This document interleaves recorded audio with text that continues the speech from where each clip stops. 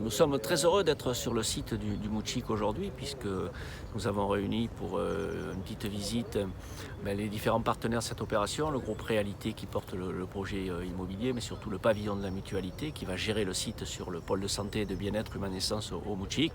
Pour nous, c'est un moment d'émotion, puisque c'est quand même le site qui a reçu des malades, mais aussi la Croix-Rouge qui gérait le site. C'était aussi une antenne du collège d'Ourtin et les cannolés venaient à l'école sur ce site-là. Donc il était important d'offrir ce service aux cannolés à travers cette réalisation. Et cette réalisation, c'est un pôle de santé où on va pouvoir justement consulter des médecins, des paramédicaux, des spécialistes, mais aussi un centre de radiologie qui va permettre aux cannolés de plus avoir à se déplacer vers les polycliniques ou vers les cliniques de la métropole ou du bassin d'Arcachon. Donc c'était important pour nous. La deuxième chose, c'est que ce site aussi va abriter un pôle aidant-aidé, un village répit.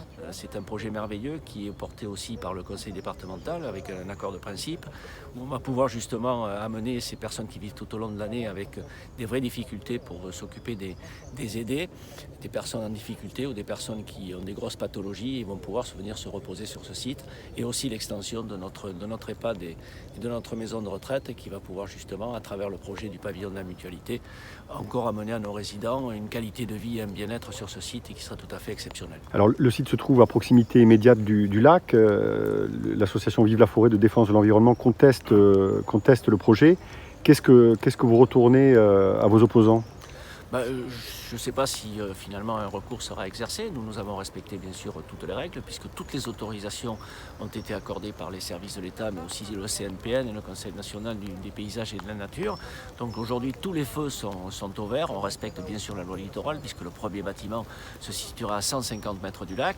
Mais nous sommes dans un village avec une continuité d'urbanisation et je répète que ce projet que nous avons accepté, dont j'ai signé le permis de construire, mais prend en compte tous les aspects environnementaux. On va même protéger les chiroptères, les chauves-souris qui sont sur des vieux bâtiments.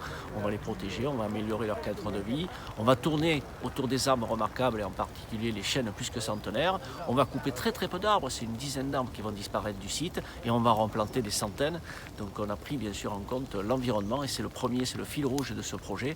Donc aujourd'hui, j'ai du mal un peu à comprendre que l'on puisse mettre en avant l'environnement alors que justement on va remettre ce site en musique, mais c'est aussi ce site en musique, mais c'est aussi de l'emploi, c'est aussi des familles qui vont pouvoir venir sur ce site-là. Donc ce projet, c'est un projet d'intérêt général avec le pavillon de la mutualité qui est un objet social très fort. Donc je suis tout à fait heureux d'avoir pu signer ce permis de construire.